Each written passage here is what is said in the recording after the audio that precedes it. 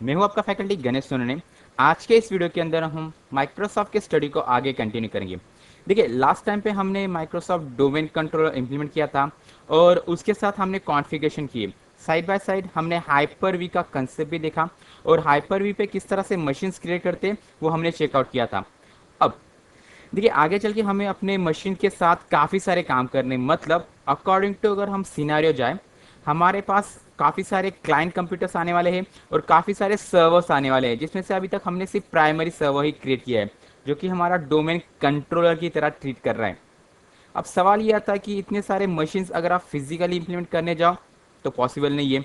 इसलिए माइक्रोसॉफ्ट ने सोल्यूशन क्या दिया है, आप हाइपर वी का इस्तेमाल कर सकते हो। लेकिन हाइपर वी में हमने लास्ट टाइम जब देखा था कि अगर आप सिंगल मशीन डिप्लॉय करते हो, ओके, तो उस सिंगल मशीन डिप्लॉय करने के लिए आपको एक इमेज ऐड करनी पड़ेगी। इमेज के बाद आपको फुल इंस्टॉलेशन प्रोसेस को फॉलो करना पड़ता है, जो तकरीबन 40 to 45 मिनट्स ले लेगी, depends on your hardware speed again. और आपको मान लो इस तरह के 3 4 10 12 या आपके हिसाब से जितनी भी मशीन डिप्लॉय करने हैं, आपको पर मशीन उतना टाइम देना है। मतलब कि मान लो एक मशीन को इम्प्लीमेंट करने में मैंने आधा घंटा दिया, सेम वे अगर मुझे 4 डिप्लॉय करने रहे तो कुल मिला के 2 आवर्स या 2 घंटे मुझे उसके लिए रिजर्व करके रखने पड़ेंगे। इसके अलावा माइक्रोसॉफ्ट ने एक ऑप्शन दिया है कि आप मास्टर और चाइल्ड, या यू कहे पेरेंट और चाइल्ड का कंसेप्ट यूज कर सकते हो। इसमें उनका कहना यह है कि सबसे पहले आप एक ऑपरेटिंग सिस्टम इंस्टॉल कीजिए हाइपर वी के ऊपर। उसके अंदर आपके जितनी भी नेसेसरी सेटिंग्स है वो डाल के रखिए, और उस मशीन की जो हार्ड डिस्क है उसे कॉपी करके किसी और जगह पे रख दीजिए। ओके, अगेन मैं रिपीट करता हूँ। सबसे पहले उनका कहना है कि हाइपर वी के ऊपर एक मशीन बनाओ। मशीन बनाने के बाद उसके अंदर जो कुछ भी इंस्टॉलेशन आपको करना है, जो कुछ भी आप रिक्वायरमेंट है, उस सभी रिक्वायरमेंट को आप उसके अंदर डाल दो। बाद में उस मशीन की जो हार्ड डिस्क है, अब पता कैसे चले कि आपकी मशीन की हार्ड डिस्क कहाँ पे स्टोर है? आपको सिर्फ मशीन पे जाना है, सेटिंग पे क्लिक करना है। सेटिंग पे क्लिक करने के बाद ये आपको हार्डवेयर नज़र आ रहा है, जस्ट क्लिक कीजिए और इंस्पेक्ट पे क्लिक कीजिए। तो यहाँ पे आपको बताया जाएगा कि आपके हार्ड डिस्क का लोकेशन कहाँ पे है। बस आपको वो हार्ड डिस्क उठानी है वहाँ से और किसी ऐसी जगह पे रखनी है जहाँ पे किसी और का एक्सेस ना रहे। क्लियर? तो वैसे मैंने क्या किया है, मेरे इस मशीन के अंदर हाइपर वी एम्स करके मैंने पार्टीशन बनाया था। उस पार्टीशन के अंदर Hyper V master OS disk, जिसके अंदर मैंने ऑलरेडी विंडोज 8 की मास्टर डिस्क और विंडोज सर्वर 2012 R2 की मास्टर डिस्क बना के रखी है। अब एक बात ध्यान में रखिए, जब भी आप मास्टर डिस्क के साथ काम करते हो तो ये मास्टर डिस्क आपकी पैरे की तरह ट्रीट होने वाली है। गलती से भी, अगेन गलती से भी, इस हार्ड डिस्क को आप अपने वीएम में डायरेक्ट कनेक्ट नहीं करोगे। अगर आपने ये कर दिया तो क्या होगा, मास्टर हार्ड डिस्क से आपने जितनी भी मशीन्स बनाई थी ना पहले, वो प्रॉब्लम में आ जाएगी। ओके, ये प्रिकॉशन लेना ज़रूरी है। बहरहाल मैंने वो प्रिकॉशन ऑलरेडी ले चुका हूँ। मैंने इस वी ड्राइव के अंदर Hyper V master OS disk करके मैंने यहाँ पे मेरे विंडोज़ 12 की मास्टर हार्ड डिस्क बना के रख दी है। अब सवाल आता है कि इसका यूज़ कैसे करें। ओके, तो इसका यूज़ करने के लिए मैं आपको यहाँ पे क्विकली एक मशीन बना के दिखाऊंगा। अब मैं चाहूँ तो यहाँ पे क्लाइंट मशीन बना सकता हूँ या फिर सर्वर मशीन, हम दोनों ही बना के देखेंगे। तो मशीन बनाने के लिए एज यू नो हमें यहाँ पे न्यू पे क्लिक करना है, new virtual machine, then click to the next. Primary मेरा इंटरेस्ट है क्लाइंट मशीन बना, तो यहाँ पे मैंने PC-02 ये नाम दिया। ओके, इसका पाथ हम कॉपी करेंगे नाम, और जो हमारा डिफ़ॉल्ट लोकेशन था ना वहाँ पे हम पेस्ट कर देंगे। Then click to the next, generation 1 ही रखना है। नेक्स्ट, यहाँ पे आपकी मिनिमम रैम स्टार्टअप मेमोरी कितना चाहता हूँ, मैं यहाँ पे 1024 असाइन करना चाहता हूँ। Again it depends on your hardware. Use dynamically, ये सभी पॉइंट हमने लास्ट टाइम डिस्कस किए ही थे। नेटवर्क अडाप्टर, यस मैं चाहता हूँ कि वो मेरे फिजिकल के साथ कनेक्ट हो, जिसके लिए मैंने VMnet01X नाम का एक वर्चुअल वी स्विच बनाया था। ऑफकोर्स उसे हम हाइपर वी स्विच कहते हैं। तो मैंने इसको सिलेक्ट कर लिया, देन क्लिक नेक्स्ट। यहाँ पे जनरली हम क्या करते थे कि हम हार्ड डिस्क अटैच करते थे। अब मुझे हार्ड डिस्क डायरेक्टली नहीं चाहिए, so I will say that attach virtual disk later on. Clear? अब देखो बीच में एक और एक ऑप्शन है, यूज एग्जिस्टिंग वर्चुअल डिस्क। अगर आप किसी और पुरानी मशीन की हार्ड डिस्क डायरेक्टली कनेक्ट करना चाहते हो तो आप इसका इस्तेमाल करोगे। लेकिन मुझे पेरेंट और चाइल्ड का कंसेप्ट यूज करना है। तो इसके लिए मैं attach virtual disk later on पे क्लिक करूंगा। Then click to the next. Final status, आपने नाम क्या दिया, जनरेशन क्या है, memory and hard disk is none, मतलब हार्ड डिस्क अटैच ही नहीं है। तो फिलहाल इसे मैंने फिनिश पे क्लिक कर दिया। ओके, मशीन तो बन चुकी है। अब इस मशीन बनने के बाद अगर मैं राइट क्लिक करके उसके सेटिंग पे जाऊँ, ओके, मेमोरी, देखिए मेरी स्टार्टअप मेमोरी 1024 है और मिनिमम वो 512 से स्टार्ट करेगा। मैं चाहता हूँ इसे 900 MB के आसपास स्टार्टअप मिल जाए। And apply. अब हम जाएंगे स्ट्रिक्टली आईडी कंट्रोलर 0 पे।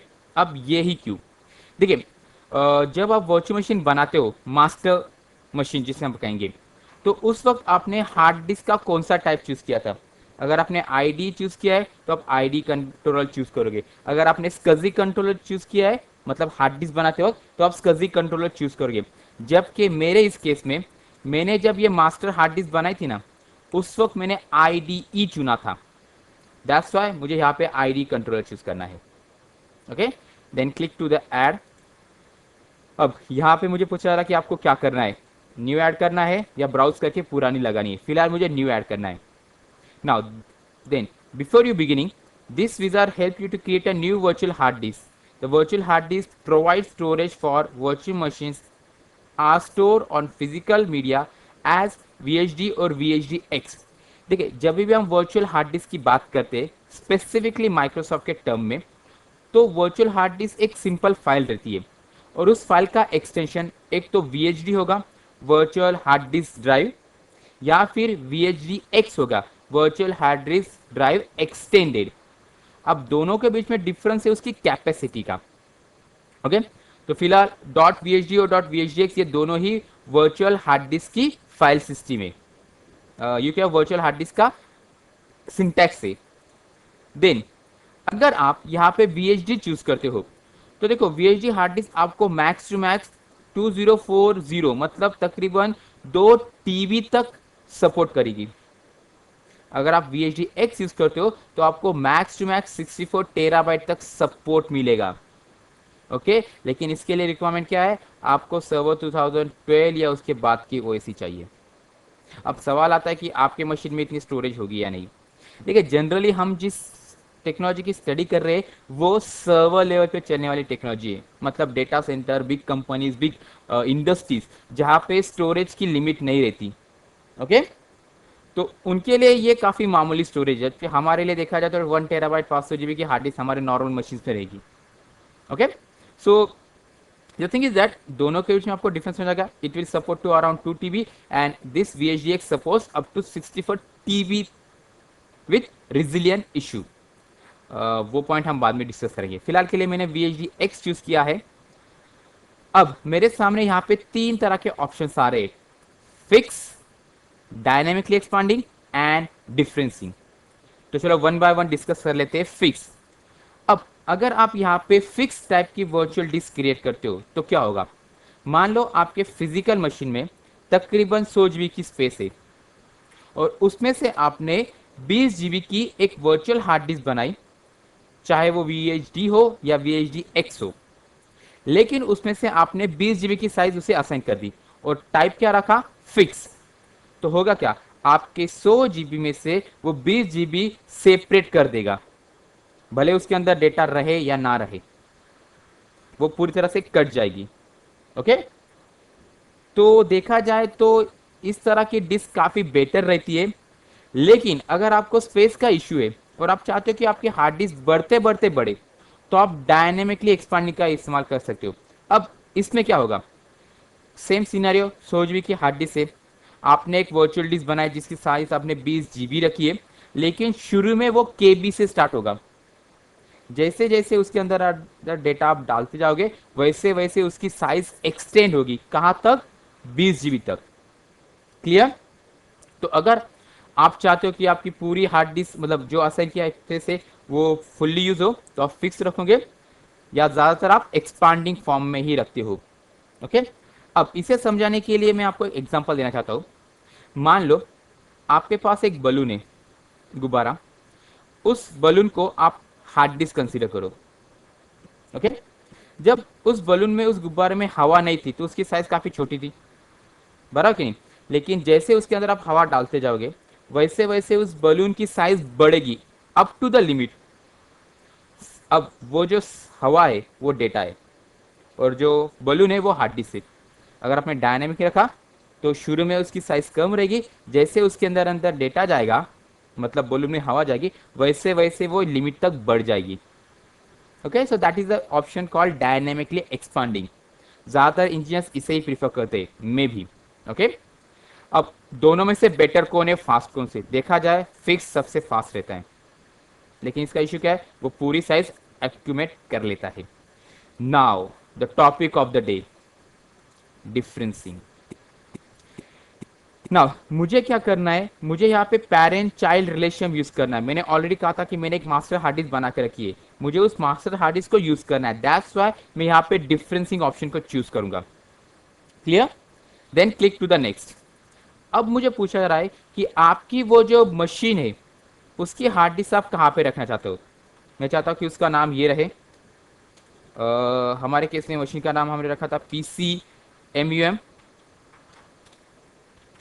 -PC-02।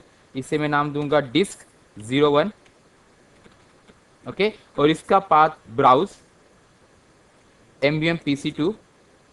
इसके अंदर मैं हार्ड डिस्क को स्टोर करना चाहता हूँ। ये कौन सी हार्ड डिस्क है, ये मेरी वर्चुअल मशीन को ज्वाइन होने वाली हार्ड डिस्क है, मतलब उसकी चाइल्ड हार्ड डिस्क।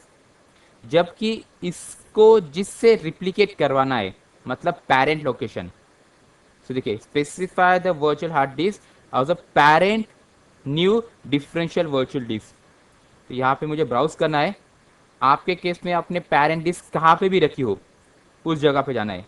फिलहाल हमारे केस में मैंने उसे वी ड्राइव पे हाइपर वी मास्टर डिस्क पे रखा था। हालांकि मैं यहाँ पे क्लाइंट मशीन बनाने वाला हूँ, तो इसलिए मैं यहाँ पे मास्टर डिस्क 8 यूज करूंगा।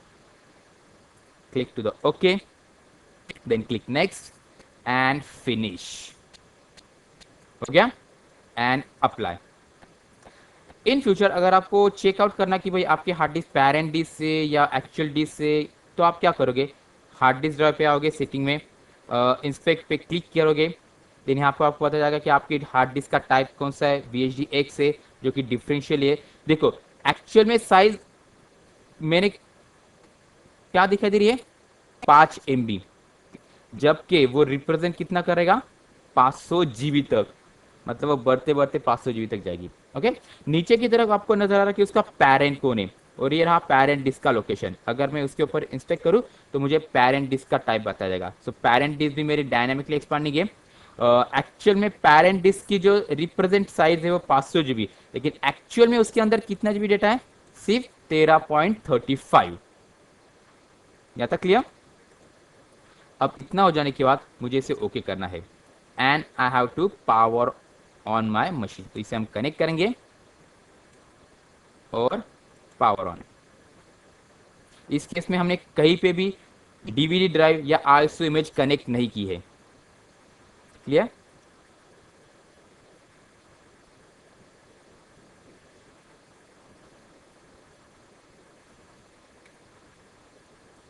इसे हम थोड़ा फुल स्क्रीन कर देंगे।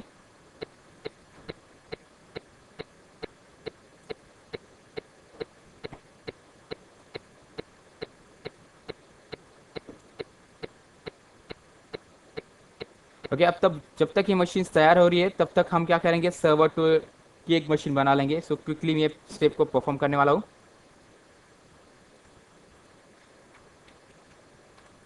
-SRV -02 -BDC।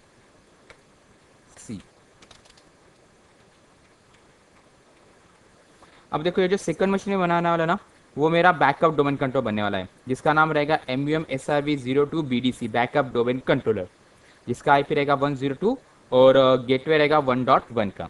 तो मुझे फिलहाल इस मशीन की जरूरत है, so I am building this machine.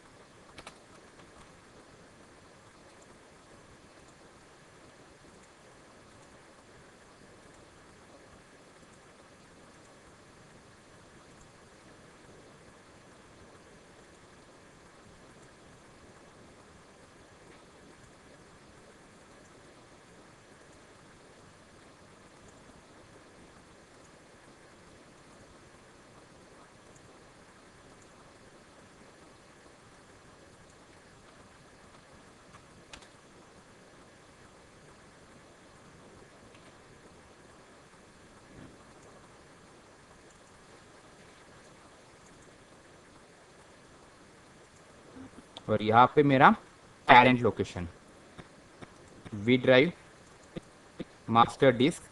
अब मैं चूज करने वाला हूँ सर्वर 2012 क्योंकि ये सर्वर ओएस में चाहता हूँ। ठीक, नेक्स्ट, फिनिश। स्टार्टअप मेमोरी हम थोड़ी बढ़ा देंगे, अप्लाई एंड ओके। तो मेरी दूसरी मशीन भी बन चुकी है, अब सिर्फ उसे ऑन करके यूज़ करना बाकी है। इन द मीन वाइल हम अब पहले वाली मशीन पे आ जाते हैं कि उसके साथ क्या चल रहा है। ओके, तो ये 2 बार रिबूट होगी और मशीन की इंफॉर्मेशन कंप्लीट कर लेगी। तो इस वीडियो को मैं यहीं पे स्टॉप करने वाला हूँ, आगे हम इसी मशीन के साथ आगे कंटिन्यू करने वाले हैं। ओके, सो आज के लिए इतना ही। मैं हूं आपका फैकल्टी गणेश सोनने। आने वाले वीडियोस के लिए हम ज़रूर मिलेंगे हमारे यूट्यूब चैनल के ऊपर। Still then, bye.